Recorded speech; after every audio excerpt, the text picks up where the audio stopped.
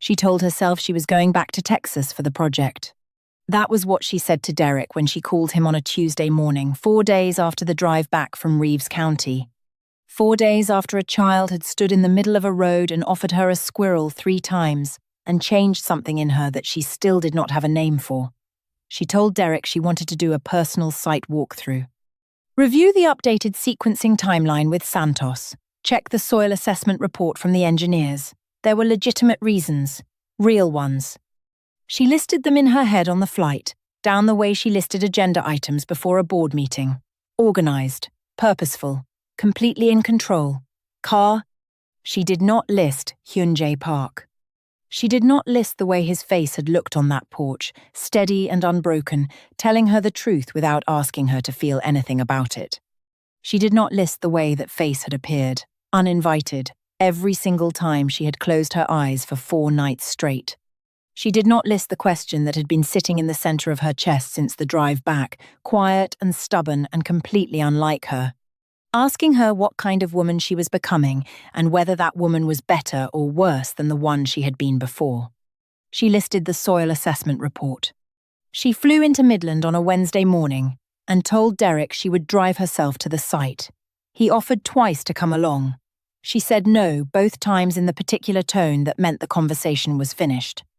She rented a car, a simple black sedan, not an SUV, not a Convoy, just a car, and she drove west alone through the flat golden Texas morning with the windows down and the radio off.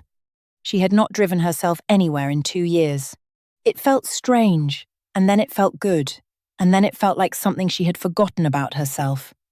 She pulled onto the unpaved drive of the property just after 9 in the morning. The sky was already enormous above her, that particular West Texas blue that had no bottom to it. The crops in the field rows caught the early light and held it, green and gold and quietly alive. She sat in the parked car for a moment with the engine off, looking at the farmhouse, and then she got out. Hyun-jae was in the corn rows. She could see him before he saw her, moving between the stalks with a focused, unhurried ease, checking the ears, turning leaves, doing the 1,000 small assessments that farming required every morning. He was wearing a faded olive-green Henley pushed to the elbows, dark work jeans, boots, and his dark hair was slightly damp from what she assumed was an early morning and not a particularly concerned relationship with mirrors. His forearms were brown from the sun, and the tattoos ran along them in dark, intricate lines that she had noticed the first time and was noticing again now. She was noticing a great deal of things she was not entirely comfortable noticing. He looked up and saw her. He went very still for exactly 1 second. Then he straightened, tucked the small notebook he had been writing in into his back pocket, and walked toward her with the same calm, unhurried pace he always moved at, like a man who had decided long ago that panic was a waste of energy he could not afford. He stopped a few feet from her. He said good morning. She said good morning. There was a pause that was not uncomfortable exactly, but was something that had not been in their previous conversations because their previous conversations had been about timelines and eviction notices and days remaining, and this one was not starting that way, and neither of them quite knew yet what kind of conversation this was going to be. She told him she had come to check on the site progress. She said it cleanly, professionally, the way she said everything. He nodded. He said the crops were coming in well, ahead of the schedule he had feared after the notice. He said he thought he would be ready to move in about 3 weeks, maybe less if the weather held. She told him to take the time he needed. He looked at her for a moment, not suspiciously, just looking. Like a man, reading something. He wanted to make sure he was reading correctly. He said thank you. Not the thank you of someone relieved, the thank you of someone who understood the weight of what was being offered and was not taking it lightly. She nodded and looked out at the crop rows and said they were impressive, that she had not expected them to be so organized. He said he had learned by failing first, that the first year he had planted in the wrong season and lost everything, that the second year he had overwatered and lost half, that the third year he had finally started listening to the land instead of arguing with it, and after that it had gotten easier. She turned and looked at him. She said that was not the worst philosophy she had ever heard. Something shifted at the corner of his mouth. Not quite a smile, the beginning of one, the kind that a man produces when he is trying not to and cannot entirely help it. She looked away before it finished forming. She stayed longer than a site walkthrough required. She knew this. She walked the perimeter with him, which had not been her plan, and he showed her where the bean harvest would start, and she asked questions she did not strictly need the answers to. And he answered them without making her feel observed for asking. At some point, the conversation stopped being about crops entirely and became something else, something with no agenda and no timeline and no deliverable at the end of it, and Alisha Morgan, who had not had a conversation like that in longer than she could remember, did not end it. He told her about Busan, about growing up near the water, his father's small restaurant, the smell of the sea in the morning. He told her about coming to Texas on what was supposed to be a temporary agricultural study program and discovering that the land here did something to him he had not anticipated. That the flatness of it, the enormousness of the sky, the way the silence out here had a texture to it, had gotten into him in a way he could not explain and had not wanted to leave. She told him she had grown up in Baltimore, that her mother had worked 2 jobs and her father had worked 1, and there had never been quite enough of anything except love, which her mother had distributed in quantities that compensated for everything else. That she had decided at 11 years old that she was going to be the kind of person who never had to count anything again, and she had spent every year since making that true. She did not know why she told him that. She never told anyone that.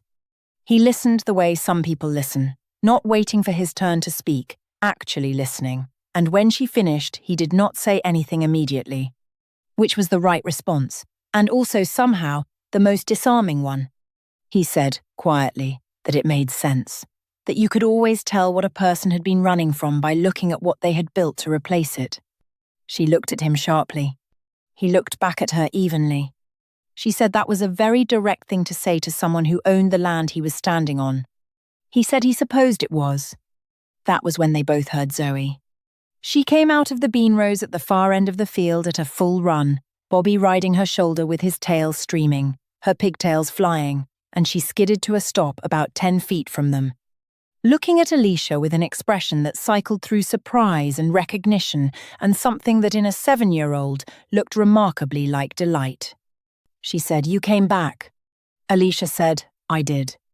Zoe looked at her father, and then back at Alisha, and then at her father again, with an expression that Hyun-jae clearly recognized and just as clearly did not know what to do with. Zoe said, "Are you staying for lunch?" It was not entirely a question. Hyun-jae said, "Zoe." Zoe looked at him with the particular expression of a child who knows exactly what she is doing and has decided to do it anyway. She said, "Appa makes really good food." He learned from his dad, who had a restaurant. She turned back to Alisha.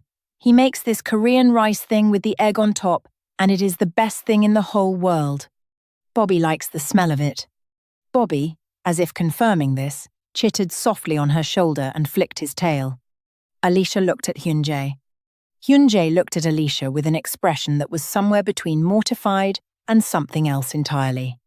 He said, "You do not have to. She is 7 and she does not understand the concept of appropriate."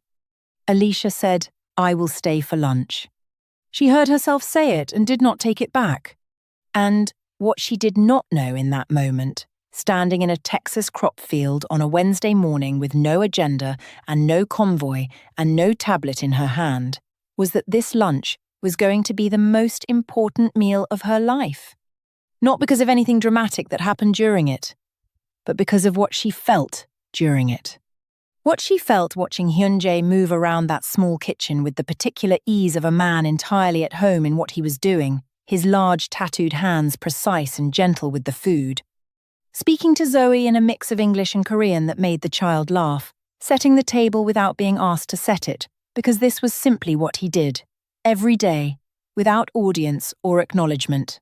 She sat at the small wooden kitchen table and watched a man take care of his world with complete and unperforming devotion, and she felt something loosen in her chest that had been tight for so long, she had forgotten it was tight. Zoe sat across from her with Bobby on the table between them, which Hyun-jae told her twice was not appropriate, and which Zoe acknowledged twice and did not change. The food was extraordinary. A stone pot of dulcet bibimbap, rice and vegetables, and a perfectly fried egg, served with small side dishes that Hyun-jae produced from the refrigerator with the quiet efficiency of someone who had been cooking real food his whole life. She ate more than she had eaten at a single meal in months. She did not count anything. She did not check her phone. Zoe talked for most of the meal. She talked about Bobby's habits and the names of the constellations, and a book her father had been reading to her at night about a girl who sailed alone across the ocean. She asked Alisha what her favorite star was. Alisha said she did not think she had one. Zoe said that was okay. She could borrow hers until she found her own. She said her favorite was Vega because it was the brightest one you could see from the farm on summer nights, and her father said it was 25 light years away, which meant when you looked at it you were seeing light that left it. Before Alisha was even born. Alisha looked at Hyun-jae. He was looking at his daughter with the expression that fathers wear when their children say something that reminds them exactly why they have kept getting up every morning. He felt her looking and turned. For a moment, neither of them said anything. Zoe was telling Bobby something quietly in Korean, completely absorbed in her own conversation, and the afternoon light came through the small kitchen window and lay across the table in a warm stripe. And outside the crop rows stood in their patient, organized lines, and the Texas sky above all of it was the particular blue of a day that has decided to be beautiful, whether anyone notices or not. Alisha thought, I have been in the wrong places for a very long time. She did not say it, but she thought it with a clarity that startled her. She helped with the dishes. Hyun-jae told her she did not have to. She told him she knew that, and picked up the cloth anyway. They stood at the small kitchen sink together, him washing and her drying, which was so ordinary and so far outside the architecture of her daily life that she could not fully process it while it was happening. Their hands crossed once over a bowl and neither of them moved away immediately. Zoe, sitting at the table behind them drawing something in a notebook, said without looking up, Appa, your ears are red. Hyun-jae said, concentrate on your drawing. Zoe. Zoe said, I am concentrating. Your ears are still red. Alisha looked straight ahead at the window over the sink and said nothing, and was very grateful that dark brown skin did not betray her the way light golden tan skin apparently did. She left in the late afternoon. Hyun-jae walked her to the car. Zoe came too, Bobby on her shoulder, and stood on the porch watching. The sun was going low and golden over the flat land, and the shadows from the crop rows were long and dramatic across the ground. At the car, she turned and looked at him.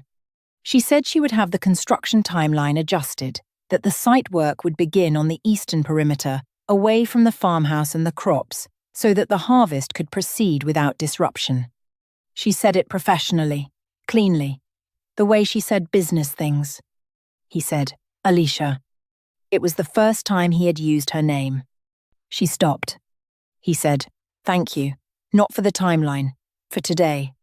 She looked at him for a long moment with the Texas evening light on his face and his dark eyes steady and warm, and the tattoos along his forearms and the faint red that was still at the tips of his ears and everything that had happened in. The last several hours, sitting between them like something that had not been planned and could not be unplanned. She said, I will come back. She had not decided to say it before she said it. He said, I know. She got in the car. She drove back toward Midland through the golden Texas evening, and this time she did not make a list. She did not review agenda items, or justify the hours she had spent, or explain to herself why any of it had been practical or rational, or completely explainable. She drove and she let the feeling in her chest be whatever it was, without naming it and without managing it. And, for the first time in longer than she could remember, she was not afraid of it. She was, in fact, the opposite of afraid. Now, if you have been with this story from the beginning, if you felt every moment of what just happened in that kitchen, if you held your breath when their hands crossed over that bowl, then you already know that what is building between Alisha Morgan and Hyun-jae Park is not the kind of thing that follows a schedule or respects a timeline or fits inside any plan either of them has ever made for their lives. And if you are new here, go back and watch part 1 right now, because you have missed some things that will break your heart in the best possible way. If this story has you hooked and you are not subscribed yet, hit that subscribe button right now and join the City of Afro-Korean Tales family. Every week, there is a new story waiting for you, and you absolutely do not want to miss what comes next for these two people. She came back the following week, and the week after that. Each time she told herself there was a sight reason. Each time the sight reason lasted approximately 40 minutes, and the rest of the hours belonged to something else entirely. She walked the crop rows with him in the mornings. She sat at the kitchen table while he cooked.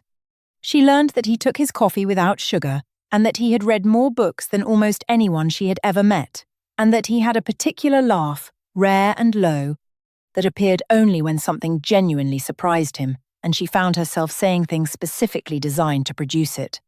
Zoe watched all of this with the satisfied expression of someone whose plan was proceeding exactly as intended. Bobby watched too, from Zoe's shoulder, with his bright small eyes and his tail at full attention. The harvest came in the 3rd week. It was the bean harvest first, the corn still a week behind. Hyun-jae started at dawn, and when Alisha arrived at 8 in the morning, she found him already deep in the rows, moving with a focused, rhythmic efficiency that was its own kind of beautiful to watch. She had worn jeans for the first time, flat boots, a simple white shirt. She had not thought about why she had dressed this way until she was already on the drive, and then she had thought about it, and then she had stopped thinking about it. She walked into the rows. He looked up. She said, "Tell me what to do." He looked at her for a long moment. Then he showed her how to check the beans for readiness, how to pull without damaging the plant, how to lay them in the basket without bruising. His hands covered hers briefly to demonstrate the motion, and then he stepped back and let her work. She was slow. She was not good at it. She dropped things and missed things and asked questions that he answered without any impatience at all. Zoe came out at mid-morning with water and a snack and sat on the ground at the end of the row watching them work with Bobby in her lap. And she told Alisha she was getting better, and told her father she was definitely getting better. And Hyun-jae said she is doing fine, and Alisha said she was absolutely not doing fine, but she did not stop. They worked until noon. They ate lunch on the porch. Hyun-jae had made something simple, rice and grilled vegetables, and a soup that smelled like every comfort that had ever existed. They sat on the low porch steps because there was not enough room on the 2 chairs for all 3 of them plus Bobby, and the sun was high and warm and the harvested beans were piled in their baskets at the edge of the field. And it was the most ordinary afternoon Alisha Morgan had spent in a decade, and she was aware, sitting there with her knee almost touching Hyun-jae's knee on the porch step, the soup warm in her hands. Zoe narrating a complicated story about something Bobby had done that morning, that she was happy. Not accomplished, not successful, not ahead of schedule. Happy. The particular happiness of someone who has stopped running long enough to notice where they actually are. After lunch, Zoe took Bobby to the far field to look for the specific kind of grasshopper he liked to chase, which was a hobby of his she supported enthusiastically, and the porch went quiet. Alisha and Hyun-jae sat on the steps with the afternoon light coming long and golden across the land. He said, "You do not have to keep coming back, you know." She said, "I know." He said, "The harvest will be done by next week. We will be out of your way." She looked at him. She said, "Is that what you think this is? Getting out of my way?" He looked at her. Something moved across his face that he did not hide quickly enough. He said, "I do not know what this is." She said, "Neither do I." There was a silence that was not uncomfortable. The kind of silence that is actually full of everything that both people are not saying yet, not because they do not mean it, but because the meaning of it is large enough that saying it out loud for the first time requires a particular quality of courage that even the most fearless people have to find their way to. He said quietly, "When we leave, wherever we go, I would like to see you again, if that is something you would want. If that is something you would want." He said it looking straight ahead at the crop rows, which she understood, because looking at her directly while saying that would have been more than either of them could manage in the same moment. She looked at the side of his face, the jaw, the dark lashes, the red that was creeping back to the tips of his ears. She said, "Hyun-jae." He turned. She said, "I bought 312 acres in Reeves County, Texas, because I was building something." He waited. She said, "I did not expect the most important thing on that land to be something I could not build." He looked at her with those dark, quiet eyes, and the afternoon light was on his face, and neither of them moved for a long moment, and then he reached over, slowly, and his hand covered hers where it rested on the porch step between them, and he did not say anything, and she did not say anything. And the Texas sky above them was enormous and endlessly blue, and Bobby was somewhere in the far field chattering at a grasshopper, and Zoe's laughter floated back to them across the warm air like something from a dream. Neither of them had known they were allowed to have. She turned her hand over beneath his. He looked down at their hands and then back up at her face. She looked at him looking at her and thought, "I have been building things my whole life, and this is the first thing that feels like it was already here, waiting for me to stop long enough to find it." She did not say that either. She did not need to. Some things do not need words when the right two people are finally sitting still in the same place at the same time. With the harvest in and the sky enormous above them, and a 7-year-old girl somewhere in the field already completely certain that everything is going to be exactly as it should be. Zoe came back 20 minutes later with Bobby on her shoulder and grass stains on her overalls, and stopped at the edge of the porch when she saw their hands. She looked at her father. She looked at Alisha. She looked at Bobby. Bobby flicked his tail once, which in his particular language meant he had an opinion, and it was favourable. Zoe sat down on the step on Alisha's other side, tucked herself in close, and leaned her small head against Alicia's arm like she had been doing it her whole life. Alisha went very still. Then, carefully, she lifted her free arm and put it around Zoe's small shoulders. Hyun-jae watched this, and something moved through his face that had no name in any language, something that was grief and gratitude and wonder all at once. The expression of a man watching his child choose someone new to lean on for the first time since she was old enough to understand what leaning meant. He looked at Alisha. She was looking at Zoe. Then she looked up at him.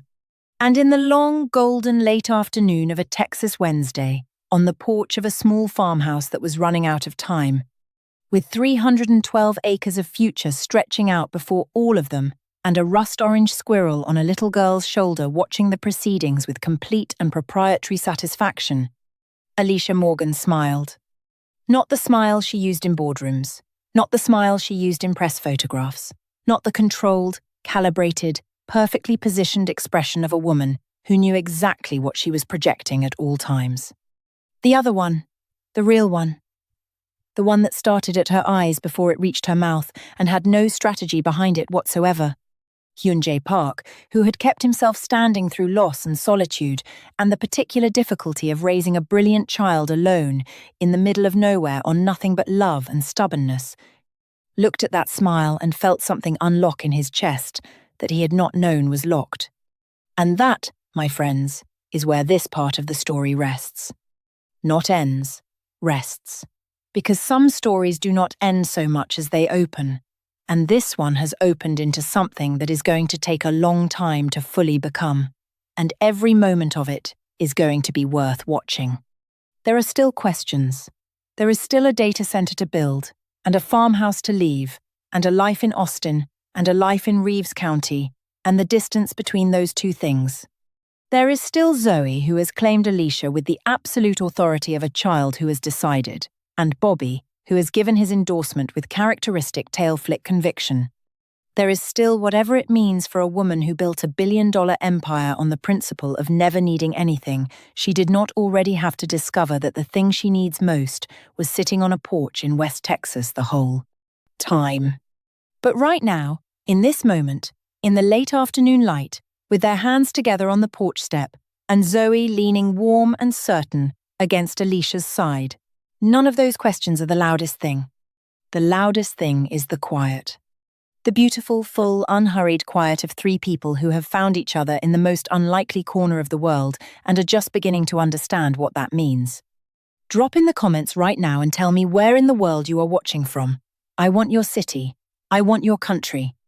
Whether you are in Nairobi or New York, in Seoul or Sao Paulo, in London or Lagos, or right there in your bedroom at midnight with your headphones in. Tell me where you are, and tell me what you felt when Zoe leaned her head against Alisha's arm. Tell me if you felt it too, that specific feeling, the one that sits right in the middle of your chest and is equal parts ache and warmth and something that does not have a clean name. Tell me what you think is going to happen next between Alisha and Hyun-jae, because this story is not finished, not even close.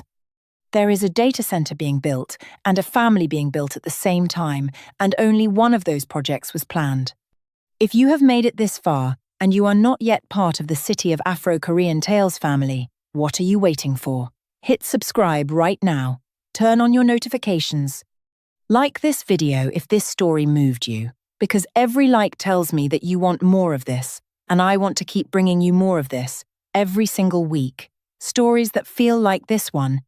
Stories that remind you that the most extraordinary things happen when the most unlikely people stop long enough to actually see each other. Bobby agrees. And Bobby has never been wrong. The next chapter of Alisha and Hyun-jae's story is coming. And the question you are going to carry with you until then is this.